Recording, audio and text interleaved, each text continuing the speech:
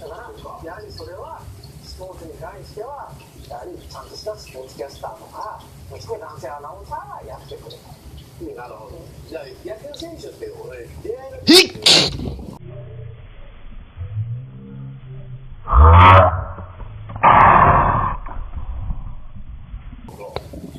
みんなそのインタビューとかって言うじゃない。